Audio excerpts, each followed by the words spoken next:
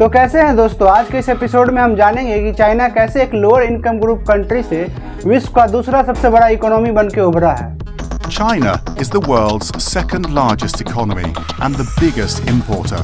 दोस्तों, इससे पहले कि हम अपने इस एपिसोड में आगे बढ़े, आप हमारे चैनल को लाइक, शेयर और सब्सक्राइब करके अपना सपोर्ट दिखा सकते हैं। 1978 में जब से चाइना ने अपने इकोनॉमी को खोला है और अपनी इकोनॉमी में रिफॉर्म किया है, वहाँ 9% पर ईयर की रेट से ग्रोथ रेट होता आ रहा है। चाइना में 800 मिलियन से भी ज़्यादा लोगों ने खुद को गरीबी से बाहर निकाला है। To address the different causes, poverty alleviation was strengthened in the deeply impoverished 3 regions and 3 prefectures. इस पीरियड में हेल्थ, एजुकेशन और अदर सर्विसेज में भी काफ़ी इम्प्रूवमेंट देखने को मिले हैं। चाइना अब एक upper middle income group country में आता है। चाइना में बहुत सारे लोगों ने खुद को गरीबी से बाहर निकाला है, फिर भी वहाँ बहुत बड़ी एक सेक्शन है जो खुद को एक सर्टेन लेवल ऑफ इनकम से पार नहीं कर पा रही है। Middle income trap. This term is becoming an important as well as worrisome topic of discussion for many countries. But what is the middle income trap? और लोगों का ये सेक्शन वहाँ के सबसे वल्नरेबल सेक्शन में बन के रह गए हैं। चाइना का इन्वेस्टमेंट पे बेस्ड हाई ग्रोथ मॉडल और लो मैन्युफैक्चरिंग कॉस्ट एक सर्टेन लेवल पर जाके रुक गया है और अब इस कारण से इकोनॉमिक, सोशल और इन्वायरमेंटल इम्बैलेंस क्रिएट हो रहा है। इन इम्बैलेंस को कम करने के लिए चाइना को अब मैन्युफैक्चरिंग से हट के अब कहीं हाई वैल्यू सर्विस पे फोकस करना होगा। चाइना का रैपिड इनकम ग्रोथ वहाँ के कई सारे इंस्टीट्यूशनल ग्रोथ को एक्सीड कर चुका है, यानी कि वहाँ के कई सारे इंस्टीट्यूशंस चाइना के रैपिड इनकम ग्रोथ के पैरेलल नहीं चल पाए हैं।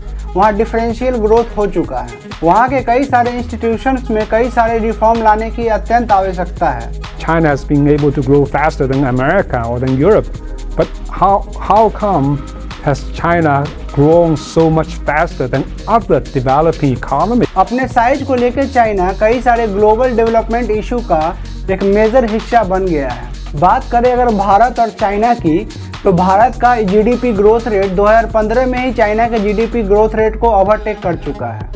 India's economic growth has been projected to surpass China in the fiscal 2015-16 by scaling 7.8% growth rate as per Asian Development Bank Outlook report. ये घटना कई सारे न्यूज़पेपर आर्टिकल में छपा और कई सारे मैगजीन में छपा और बहुत लोगों को लगने लगा कि इंडिया भी चाइना की तरह ही अपना ग्रोथ स्टोरी लिखेगा, लेकिन सच्चाई इससे मीलों दूर है। इंडियन मीडिया कितना भी कोशिश कर ले और कितना भी डेटा और स्टैटिस्टिक्स को मैनिपुलेट करे, ये बात एक सच्चाई है कि इंडिया और चाइना को सेम स्लैब में कभी कंपैरिजन नहीं किया जा सकता है।